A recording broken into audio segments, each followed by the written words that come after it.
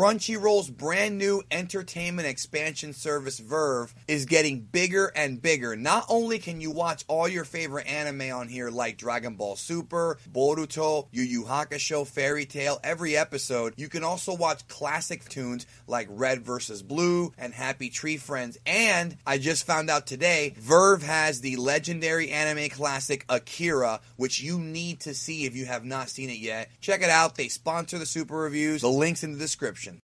So if you go down to the comment section of this review, I'm going to have a pinned comment there from me where I'm asking all you guys for some constructive criticism on my Super Reviews. Just kind of asking, how would you like me to do my Super Reviews? Do you want me to do it more play-by-play-ish? Do you want me to do it more analytical? I've been having a lot of fun doing it more analytical the past couple weeks, so I wanted to go ahead and kind of get some feedback. So, you know, obviously you guys in the comments, we're all going to discuss the episode and what happened, but when it comes to that particular pinned tweet, I'd love to hear your thoughts on the Geekdom 101 Super Reviews, how you think I should improve them, what you think I should change, this and that. I'm just looking forward to reading all of your thoughts, and, you know, I think I've become a better reviewer since the first episode. I thought I was kind of cringy back then, but, you know, we all get better the more we do things, but I still want to get your thoughts on what you'd like me to do, more analytical stuff, more of an overall perspective. You tell me and we'll do it. So, let's get to the review for episode 103 of Dragon Ball Super. Let me go ahead and switch to my Japanese voice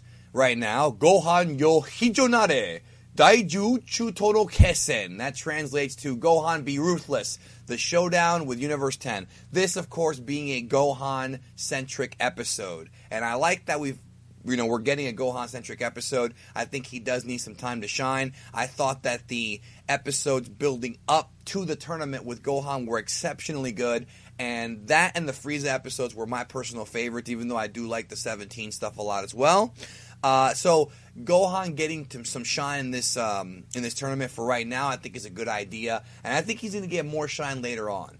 But the whole point of this episode was to follow up last week, where they really put a lot of focus on the trio of Universe 2, the Fireball, or the Kamikaze Fireballs, and man, I knew it was going to be a polarizing episode, but a lot of people did not like that episode. A lot of people didn't, and I kind of knew they wouldn't, because I do have my ear to the streets when it comes to this fandom. I can kind of tell what people are going to like and dislike, and certain different subsects of the community.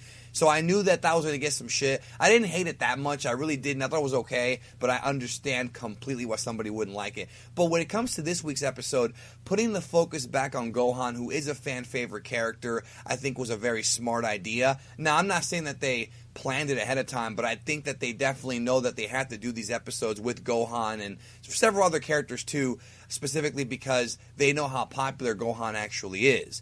And I think Gohan's one of those characters that it's really hard to hate Gohan. I know some people troll Gohan fans, but most of us like Gohan. He's usually in our top 5, sometimes top 10 favorite characters, sometimes top 3, and sometimes top 1. So putting the focus on Gohan was a good idea in my opinion. And having Gohan do what he did in this episode, I feel, is a great reminder to the audience that, hey, this dude is back. Gohan is back. He is going to be fighting hard. He's back on his... Stella got her groove back, so to speak. And I think it was good to tell the audience that this guy's not just going to be some jabroni who's going to roll over in this tournament. But at the very end of the episode, there was some very, very interesting character moments with Gohan, which I'm going to get into here at the end of the review. Most of this review, though, I think is going to end up being sort of play-by-play-ish, kind of me giving you your thoughts, because most of the episode was fighting based. I mean, this episode was pretty much all action,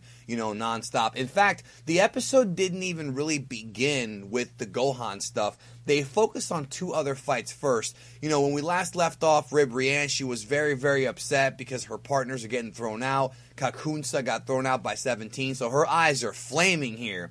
And so she lets loose on 17, and 17 tries to stay focused with his counterattack.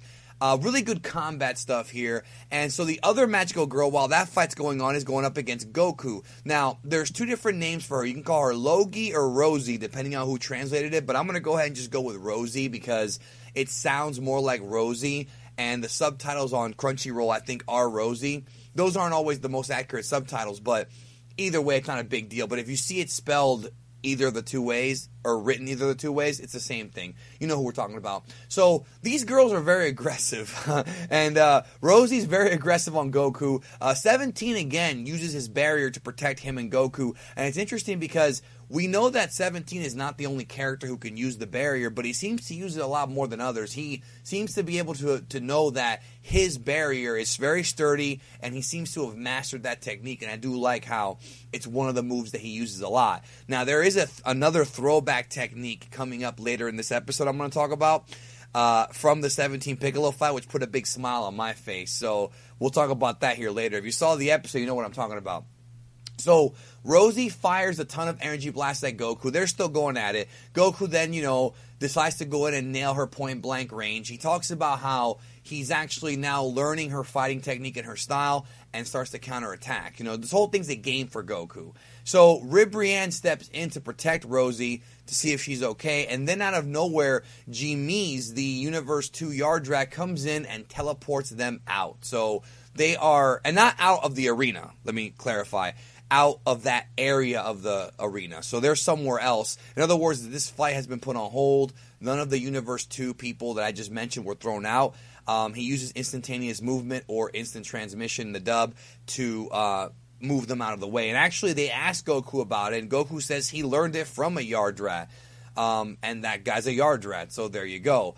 So it was interesting because Universe 2 is still in this thing, but they're going to shift the focus of the episode to other characters. In fact, right now it shifts over to Gohan versus Botamo. Now, I had a problem with this, but it could also be me missing something. So the Gohan goes in, starts to punch Botamo, and of course, as we remember from the Goku fight with Botamo, Botamo's belly can absorb anything. He can take physical shots and transfer them to other universes or whatever, other dimensions, what Jocko said way, way back. Either way, physical moves don't work on this guy. So Gohan's giving him everything. Gohan's just pummeling this dude, no effect. Piccolo actually mentions that he believes that Gohan knew about Botamo's abilities, so that somebody clued him in during the prep for the fight. So why is he doing what didn't work for Goku?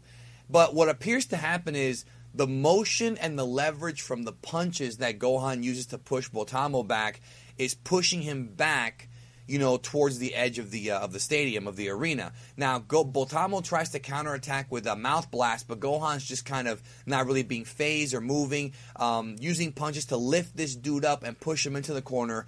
Then he hits a big kick and fires a Kamehameha, and Botamo goes out. Now, what I was a little confused about, and maybe it's my own memory here, so please forgive me, is I could have sworn that Botamo was able to resist Ki Blast as well. And it's interesting because as he's going out, he fires one more Ki Blast at Gohan, and Gohan just casually blocks it. So the idea of Botamo being as strong as Gohan when it comes to, more of an attack perspective, not defense, attack perspective, is definitely out the window. Gohan's way more powerful than Botamo. Now, I thought it was pretty cool, but at the same time, I feel like Goku's strategy of going for the legs and tripping him and dragging him out during the Universe 6, Universe 7 tournament was much more effective and faster, and I was kind of hoping that Gohan would find an even more effective solution than that. But I found it strange that what worked for Gohan is the same thing that Goku did, but for some reason it worked for Gohan. I don't know if I missed something. Maybe it was more just the inertia. Maybe it was just the pressure that Gohan put on him, but I just found it very, very, very strange that it actually worked this time. Maybe Botamo lost his ability or something. I don't know. If I missed it, I missed it. My bad, but I'm just confused. So Gohan and Piccolo then step up against Universe 10, who challenge them. And, when they go to commercial break and come back, you got to really be careful not to miss this. I almost did miss it. G-Meez, the Universe 2 Yardrat, eliminates Zilcor from Universe 10. And Goasu's over here thinking he's already finished. Now, this elimination was quick. So if you're watching the episode and you take a break from it, you might miss it. It was quick. Boom, he's out. So Universe 10 right now is almost out of people. This is now Universe 10's last stand. So the way it ends up turning out is it ends up being Gohan versus Opni and Piccolo versus Rubar. Opni being the green dude and Rubar being the big red dude. So the fight really picks up. Some great music here from Sumitomo. So Opni uses a technique that he creates these like shadow clones and then gets the advantage. It's sort of like a modified after image technique. or Zanzoken if you're a super hardcore Dragon Ball fan. Back in the day, during the World Martial Arts tournaments in Dragon Ball, the Tenkaichi Budokais, they would use the Zanzoken a lot. Like, that would be a very frequently used move, so now we're seeing it again here. But this version of the technique is a little bit different. It's more advanced because basically what Opni does is he can shift his energy between all 5 of his clones. So when it comes to, like, detecting ki, because the way to fix the Zanzoken, the way to counter that move is by detecting the energy to determine which clone is the real one. But this dude can shift his ki around to the different clones and confuse you into thinking one is the real one and one is the clone, and it makes it harder to catch the guy. I really like that. I really, really like that. It's an upgraded version. Piccolo, in the meantime, is fighting Rhubar, and he does a whole bunch of ki blasts, but none of them hit, and then we find out the truth. He used the Hellzone grenade. So that was an awesome throwback. We haven't seen the Hellzone grenade used by Piccolo since the fight with 17. That's one of my favorite moves from that fight. Piccolo versus 17 was one of the most underrated fights in Dragon Ball Z. So go watch that again if you haven't seen it in a while. So Piccolo hurts Rhubar real bad, then throws him out. So Universe 10 is literally down to one guy. So Gohan's getting lit up by that one guy, Opni. He powers up and he has the gray key, so it appears like he is indeed going ultimate. Gohan eats a shot, fires back with a right. Real good counter strikes by Gohan. It's almost like Gohan's fighting 5 guys, but he has to stay focused. Opni gets some clean shots on Gohan here, though. They're trading blows.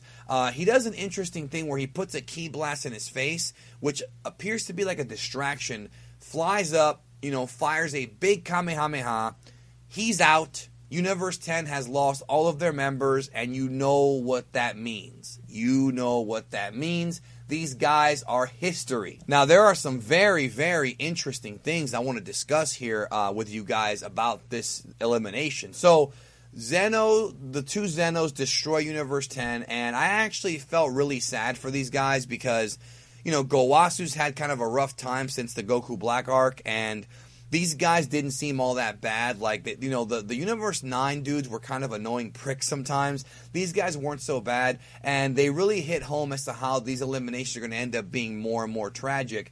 Now, what I thought was interesting was the reaction from Kus, the Universe 10 angel. So, unlike Mojito, who was smiling and happy that, well, we presume he was happy, that Universe 9, lost and that his godly comrades were thrown out, she was not happy. She was visibly upset.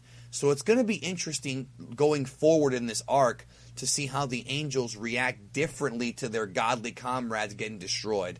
I think if they're going to do the thing that we're all speculating that the angels are going to eventually turn against the good guys, if they do it, I'm not sure if they're all going to turn. I think some of them, like Cuss and Whis, might actually not betray the good guys or whatever, might not be villains if they go that route. Again, they may not go that route in the storyline, but right now it looks like some of the angels do have a stronger connection to their gods than Mojito did. But then again, we were told by Toei that Mojito does not like his gods, Sidra and Ro. He didn't like them very much. Now, what I thought was really interesting, and I think the most interesting part of this episode, which was fantastically done, by the way, is Gohan finds a locket with a picture of Opni, and he opens up the locket and he sees a picture of Opni, his wife, and kid. And this hit you right in the gut because it's Gohan as well as the audience, which is us, realizing that Gohan is literally responsible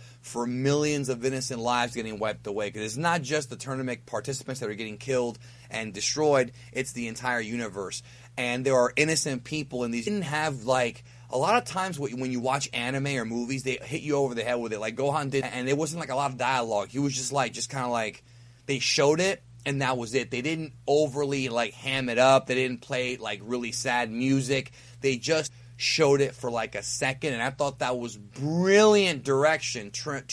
Tremendous work from Dragon Ball Super, because that's all you needed to know. You don't need to get all the extra fluff. You know that this tournament is a bad idea when it comes to the sanctity of life, because that's all they had to do is just show that little piece of the locket. and we all knew what it meant. And that's, again, anime and movies are a visual medium. We should be able to watch things and learn just by seeing it. We don't have to be hit over the head with it, and I thought this was very well done. And I love the idea that Gohan is going to feel guilty about this, because Gohan, unlike Goku and Vegeta, who are crazy fighter guys, now I'm not saying they don't feel guilty. That's not what I'm saying.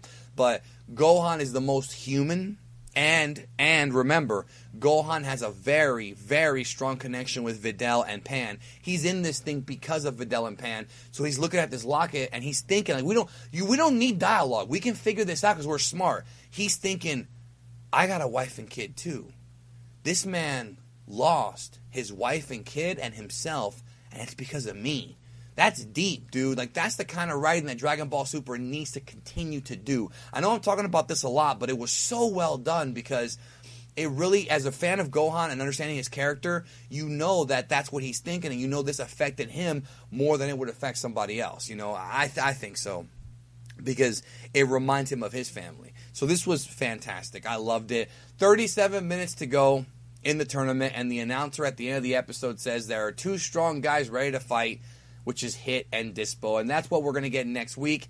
Dispo versus Hit, and the return of Super Saiyan God. There was a leaked image that came out earlier this week showing it, and it was unfinished, but it was legitimate. Super Saiyan God is coming back, the red-haired form, next week on Dragon Ball Super. It's 100% confirmed at this point. I will do my breakdown of the next episode preview probably tomorrow.